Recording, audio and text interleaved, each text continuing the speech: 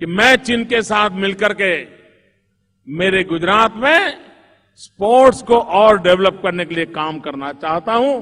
मुझे चीन की मदद चाहिए, मुझे चीन की मदद चाहिए।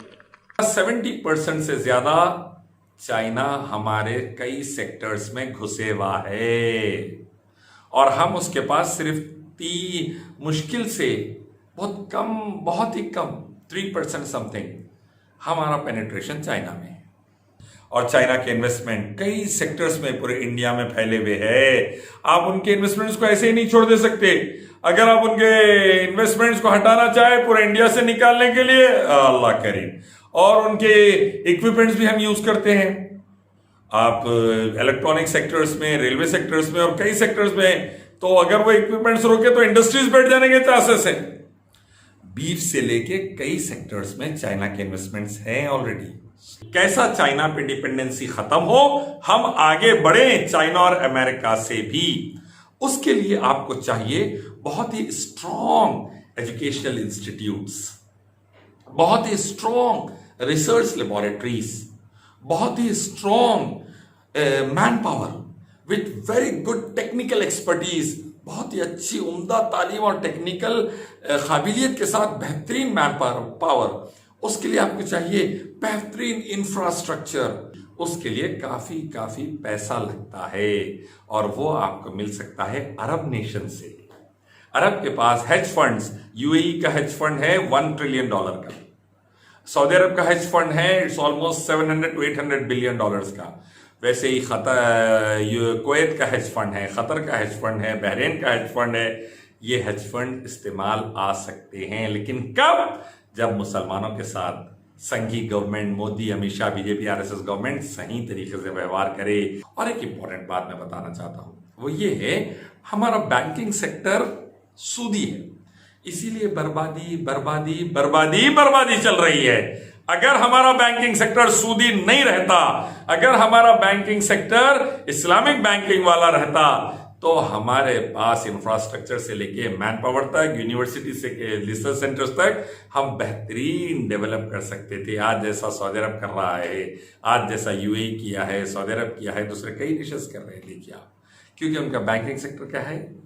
इस्लामिक है। अस्सलामु अलैकुम रहमतुल्लाहि व बरकातुहू। अल्लाह ताला भारत को, भारतवासियों को तमाम परेशानियों, मुश्किलात से महफूज रखे और जो हमारे मुश्किलात और परेशानियां चल रही है अल्लाह उसको खत्म फरमाए। चाइना से जो हालात चल रहे हैं बड़े तकलीफदा है। वो हमारे फौजियों को मार रहा है, हमारी गलवान वैली पर उसने कब्जा कर लिया। हालात दिन ब दिन बद से बदतर होते जा रहे हैं और अभी भी चाइनीज की नीयत सही नजर नहीं आ रही है। वो रुकने का नाम नहीं ले रहे हैं। इन हालात में आत्मनिर्भर बनिए, अपने आप पर डिपेंड होइए, चाइना पे नहीं बोलकर बातें की जा रही है। और बाज लोग टीवी सेट्स तोड़ रहे हैं, बाज लोग पुराने मोबाइल्स तोड़ रहे हैं। ये आत्मनिर्भरता नहीं, ये बेवकूफी है। आइए देखेंगे आत्मनिर्भरता क्या हो सकती। सबसे पहले याद रखिए, तमाम इंसान और तमाम मखलूक अल्लाह निर्भर है, एक मालिक रब के निर्भर है। कुरान, हदीस, वेदा, गीता, उपनिषद, बाइबल, गुरु ग्रंथ का हुक्म, सबका मालिक एक, तो हम सब पर उस पर निर्भर है। तो आत्मनिर्भर नहीं, अल्लाह निर्भर होकर मेहनत अपन करेंगे। कैसा? चाइना पे डिपेंडेंसी खत्म हो, हम आगे बढ़े चाइना और अमेरिका से भी। उसके लिए आपको चाहिए बहुत ही स्ट्रॉन्ग एजुकेशनल इंस्टीट्यूट्स, बहुत ही स्ट्रॉन्ग रिसर्च लेबोरेटरीज, बहुत ही strong manpower with very good technical expertise, बहुत ही अच्छी उम्दा तालीम और टेक्निकल काबिलियत के साथ बेहतरीन मैन पावर। उसके लिए आपको चाहिए बेहतरीन इंफ्रास्ट्रक्चर। और ये तमाम चीजों का जब कॉम्बिनेशन बनता है तब जाकर नए नए इनोवेशंस निकलते हैं। आप वर्ल्ड क्लास टेक्नोलॉजी प्रोड्यूस करते हैं, कम से कम कीमत पर प्रोड्यूस करते हैं, और तब जाकर आपको बाहर पे डिपेंडेंसी कम और खुद आप आगे बढ़ते हैं और दूसरे मुल्क आपके पास आकर वो टेक्नोलॉजी लेते हैं। दुनिया भर के इंडस्ट्रियलिस्ट, अदानी, अंबानी, माइक्रोसॉफ्ट, कोई भी हो, बिल गेट्स वगैरह जो भी है, वो ये देखते हैं अच्छा सस्ता माल कहां पर है।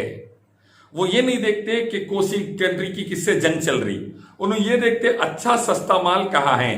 देखिए इतने लड़ाई झगड़े चाइना से चल रहे हैं हमारे, लेकिन अदानी ने चाइना की ईस्ट कंपनी से $300 मिलियन की डील साइन कर ली अपने मारदा एसईजी के लिए, स्पेशल इकोनॉमिक जोन के लिए। क्या पता चला? पता यह चला कि चाइनीज चाहे हमारे जवानों को मारे, बंदे इंडस्ट्रियलिस्ट जो होते हैं वो पैसा पैसा देखते हैं। तो हमें चाइना को उन्हीं के गेम में अगर हराना है तो हमें भी बेहतरीन इंफ्रास्ट्रक्चर डेवलप करना है, यूनिवर्सिटीज डेवलप करना है, बेहतरीन लेबोरेटरीज डेवलप करना है, बेहतरीन रिसर्च साइंटिस्ट डेवलप करना है और बेहतरीन technically expertise labour sector produce करना है। तब जाकर चाइना अमेरिका को डिफीट देना आसान है, वरना 70% से ज्यादा चाइना हमारे कई सेक्टर्स में घुसे हुआ है और हम उसके पास सिर्फ मुश्किल से बहुत ही कम 3% समथिंग हमारा पेनिट्रेशन चाइना में। और चाइना के इन्वेस्टमेंट कई सेक्टर्स में पूरे इंडिया में फैले हुए हैं। आप उनके इन्वेस्टमेंट्स को ऐसे ही नहीं छोड़ दे सकते। अगर आप उनके इन्वेस्टमेंट्स को हटाना चाहे पूरे इंडिया से निकालने के लिए, अल्लाह करीम। और उनके इक्विपमेंट्स भी हम यूज करते हैं। आप इलेक्ट्रॉनिक सेक्टर्स में, रेलवे सेक्टर्स में और कई सेक्टर्स में, तो अगर वो इक्विपमेंट्स रोके तो इंडस्ट्रीज बैठ जाने के चांसेस है। बीफ से लेके कई सेक्टर्स में चाइना के इन्वेस्टमेंट्स हैं ऑलरेडी। और दूसरी एक अहम बात याद रखिए, चाइना को सिर्फ उसके इंपोर्ट्स रोककर डिफीट देना नहीं है, बल्कि चाइना जो टेक्नोलॉजी दूसरे कंट्रीज को दे रहा है और दूसरे कंट्रीज उस पर डिपेंड है, उसको भी डिफीट देना है। वहां पर भी चाइना को टफ कंपटीशन देना है, तब हम उसके गेम में उसको डिफीट दे सकेंगे। कब होगा? जब तैयारी हमारी इंटरनली अच्छी रहेगी। उसके लिए काफी पैसा लगता है और वो आपको मिल सकता है अरब नेशन से। अरब के पास हेज फंड्स, यूएई का हेज फंड है $1 ट्रिलियन का, सऊदी अरब का हेज फंड है इट्स ऑलमोस्ट $700 to $800 बिलियन का। वैसे ही कुवैत का हेज फंड है, कतर का हेज फंड है, बहरीन का हेज फंड है। ये हेज फंड इस्तेमाल आ सकते हैं, लेकिन कब?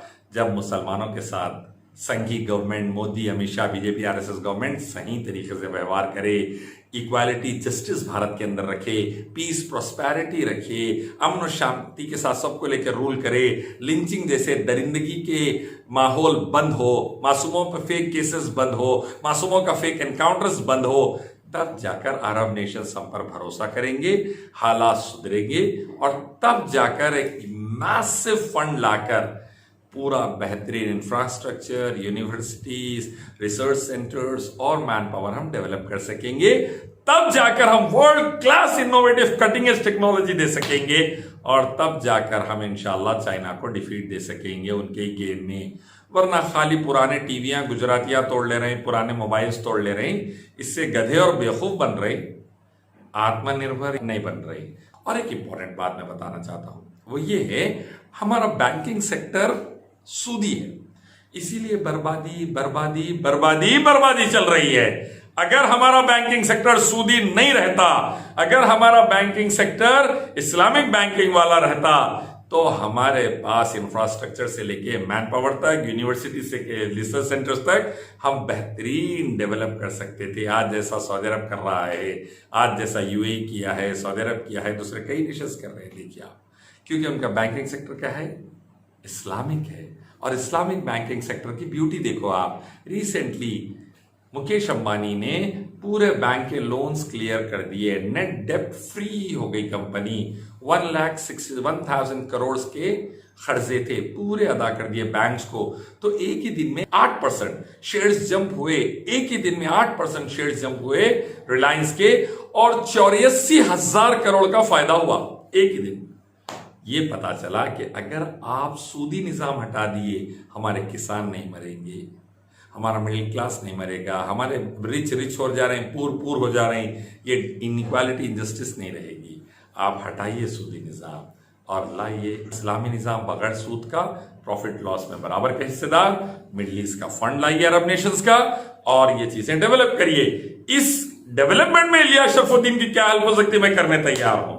मैं मिडिल ईस्ट जाकर माशाल्लाह 10 नहीं 100 बार रिप्रेजेंटेशन दूंगा हेज फंड्स के पास, हमारे पास डेवलप करिए बोल के। लेकिन Modi government equality, justice, peace, prosperity, शांति, उन्नति के लिए कोशिश करिए, एकता के लिए कोशिश करिए, इंसाफ के लिए कोशिश करिए, वरना हालात ऐसे रहेंगे तो बर्बादी आएगी। आत्मनिर्भर बनना ऐसे ही नहीं होता, लॉन्ग टर्म प्लानिंग के साथ काम करना पड़ता है। तो अल्लाह निर्भर बनिए, आइए एक मालिक रब की तरफ, उसी की इबादत, उसके आखिरी पैगंबर मोहम्मद सल्लल्लाहु अलैहि वसल्लम के रास्ते की तरफ। दुनिया में शांति उन्नति, आखिरत में शांति उन्नति। अस्सलाम वालेकुम।